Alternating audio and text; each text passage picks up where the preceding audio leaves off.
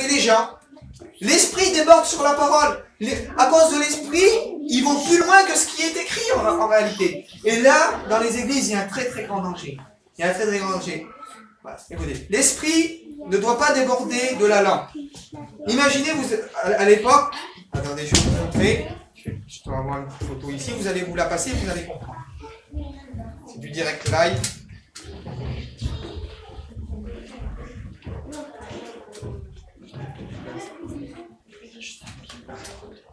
Voilà comment elles étaient faites, les lampes à l'huile, à l'époque. Je t'explique. Là, au bout, ils mettaient un morceau de tissu. À l'intérieur, là, c'était de l'huile. Le morceau de tissu, c'est ce qui éclairait le... D'accord. Le morceau de tissu était mis au bout, c'est ce qui éclairait le... Donc, pour vous expliquer, imaginez maintenant que dans cette lampe-là, vous mettez de l'huile jusqu'à ce qu'elle déborde. Et toute la lampe est remplie d'huile. Comment voulez-vous tenir la lampe? Si le bout de tissu, il est en contact avec l'huile de l'extérieur, la lampe, elle prend feu. Il y a des gens qui ne réalisent pas quand l'essence soi-disant la liberté au Saint-Esprit, ils peuvent mettre le feu aux églises, ils peuvent mettre le feu aux gens et faire des choses qu'en réalité, ils ne peuvent pas rattraper. Aller au-delà il y a des gens qui donnent parfois des prophéties, ils vont au-delà de ce qui est écrit en réalité. L'huile, l'esprit, nous conduit toujours vers la parole. Il dit, Jésus va dire, le Saint-Esprit vous conduira dans toute la vérité. Qu'est-ce que c'est la vérité? Ta parole, Seigneur, est la vérité.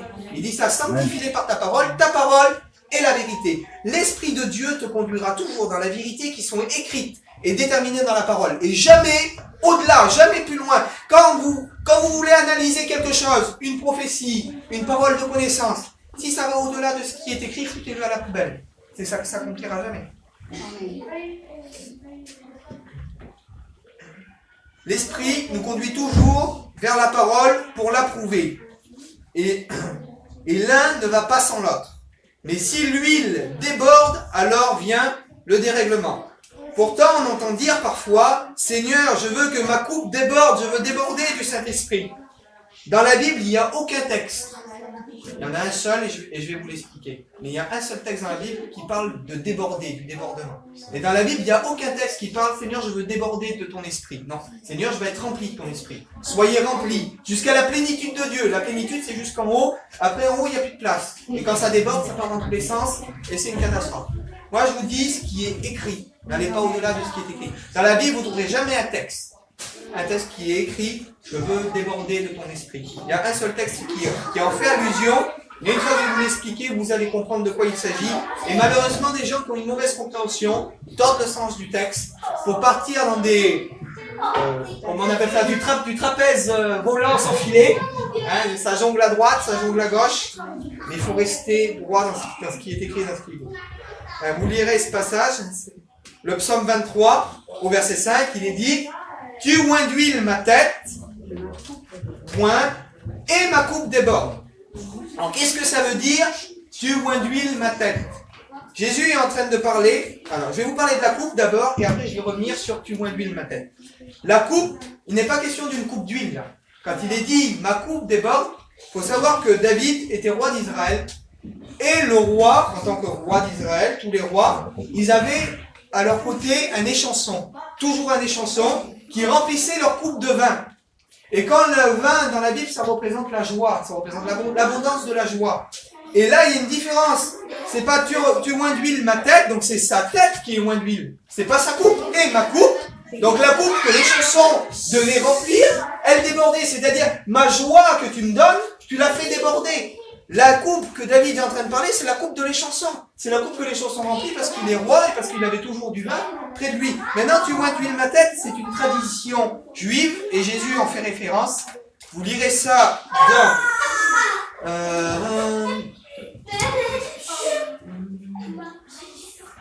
vous lirez ça dans l'évangile de Luc, chapitre 7. Et on va lire à partir du verset 44. Je vous remets l'histoire, pour pas que vous lisiez sur l'histoire. Jésus est invité dans une maison chez un certain pharisien qui s'appelait Simon. Je crois que c'était Simon le pharisien. Et là, il y a une femme, pendant qu'il est en train de manger, qui vient pleurer sur les pieds de Jésus, qui les suit avec ses larmes, etc. Et regardez ce que va dire Jésus. Puis, se tournant vers la femme, il dit à Simon, « Vois-tu cette femme, Simon?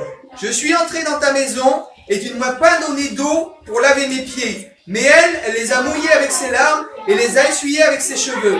Tu ne m'as pas donné de baiser. Mais elle, depuis que je suis entré, elle n'a point cessé d'embrasser mes pieds. » Verset 46. « Tu n'as pas versé d'huile sur ma tête.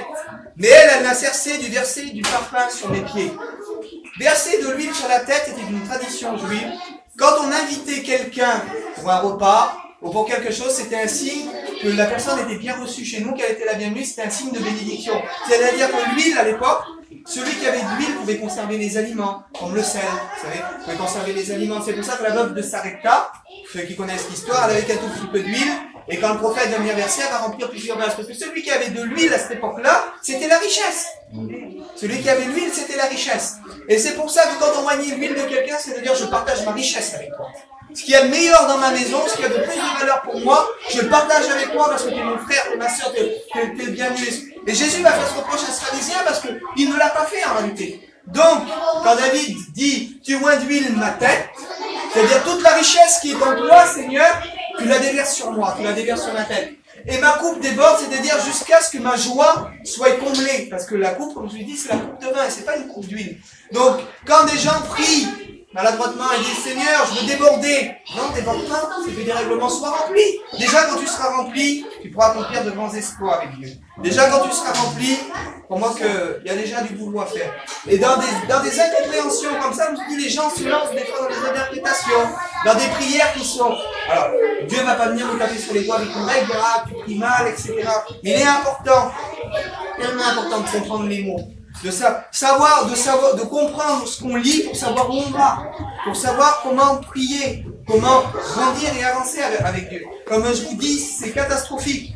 Lorsque l'huile déborde de la parole, lorsque l'huile va trop loin, c'est là que ça devient catastrophique. L'huile, ça je l'ai lu. On dit souvent que le Saint-Esprit coule. Oui. C'est comme le sang qui coule dans le corps. L'huile qui te coule dessus. Mais tu débordes pas, elle te coule dessus. Et un autre passage, on le connaît souvent, voici qu'il est doux, qu'il est agréable pour des frères de demeurer ensemble. C'est comme l'huile qui descend sur la tête d'Aaron, qui coule sur la barbe. Alors là, je vais vous donner une note, ça va vous bénir, ça va vous plaire.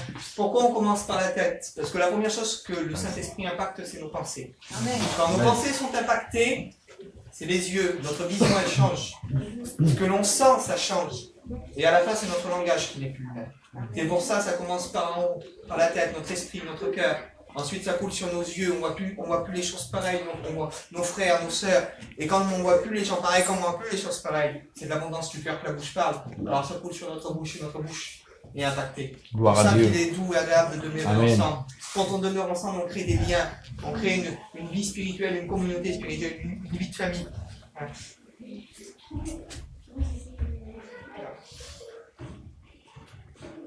Comme je vous ai dit, il y a plein de dénominations qui disent avoir la Bible et qui laissent malheureusement déborder l'esprit sur la parole.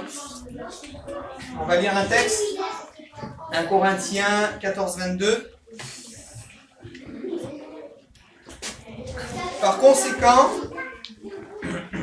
les langues sont un signe pour les croyants. Mais pour les non-croyants, la prophétie, au contraire, est un signe. Non pour les croyants, non pour les non-croyants, mais pour les croyants.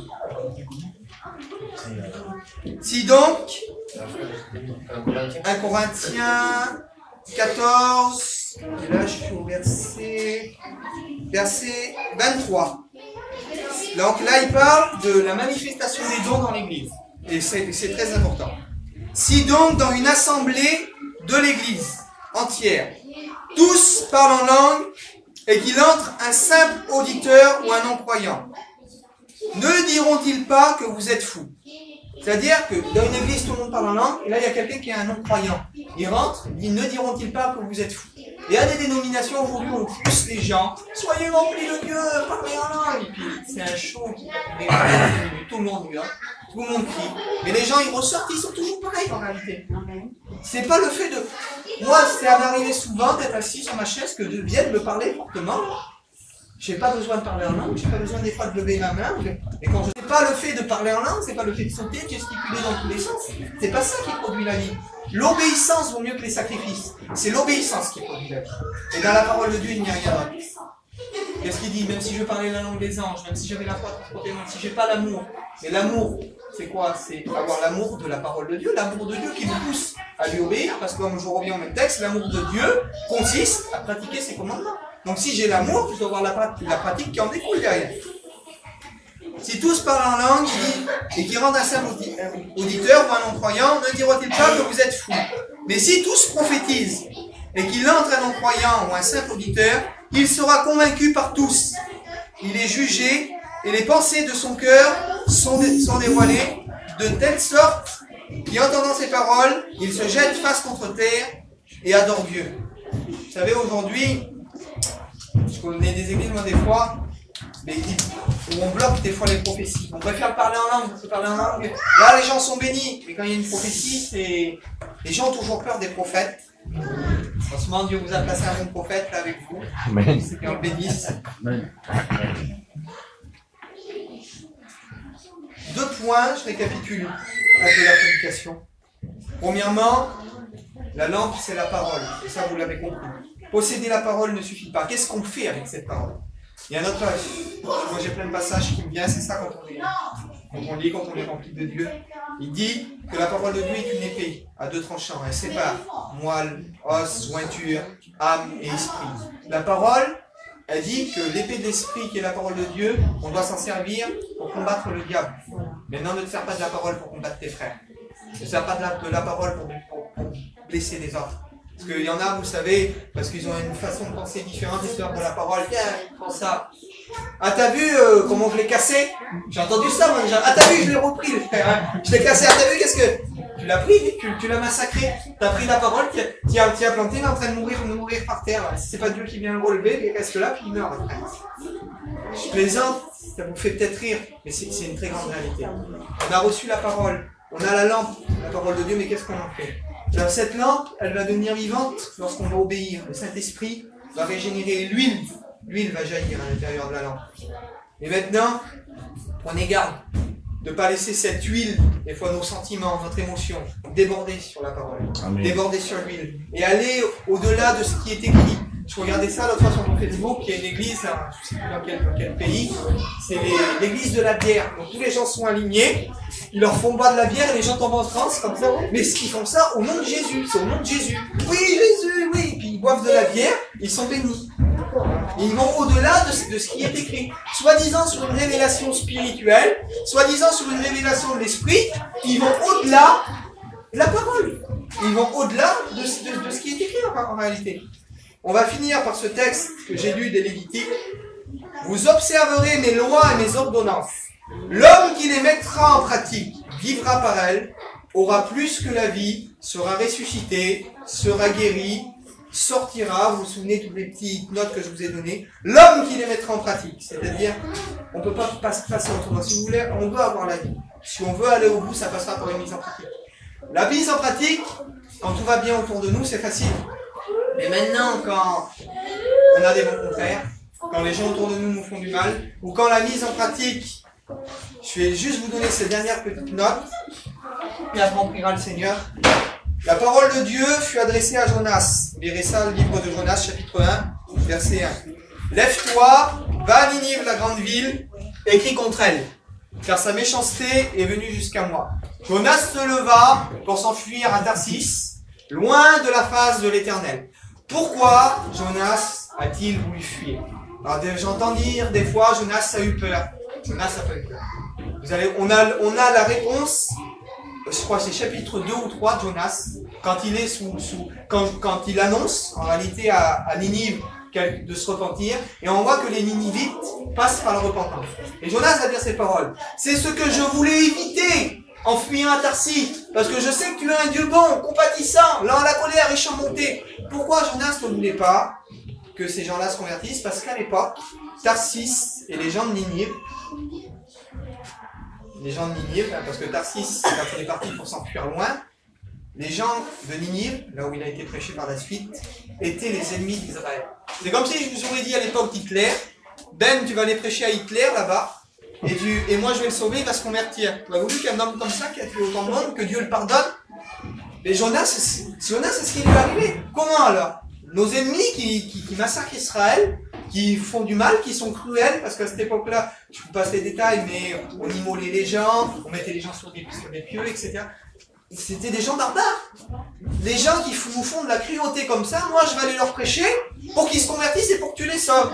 Mais Dieu, ça va pas. Moi, Dieu, j'ai pas assez d'amour pour pardonner à mes ennemis, pour que mes ennemis soient sauvés. Donc, comme je vous ai dit, l'homme qui les mettra en pratique vivra par elle. Mais des fois, le mettre en pratique.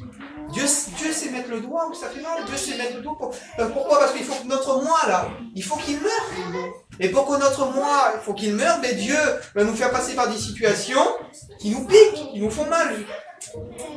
Il a voulu s'enfuir, mais qu'est-ce qu'a fait? Dieu l'a rappelé. Dieu l'a rappelé, et il a été jusqu'à Ninive, mais la volonté de Dieu s'est quand même accomplie. Des fois, de faire la volonté de Dieu, c'est difficile. Mais quand on fait la volonté de Dieu, quand on obéit, quand on met en pratique, c'est ce qui apporte la vie. On prie le Seigneur ensemble. Seigneur, merci pour ta parole.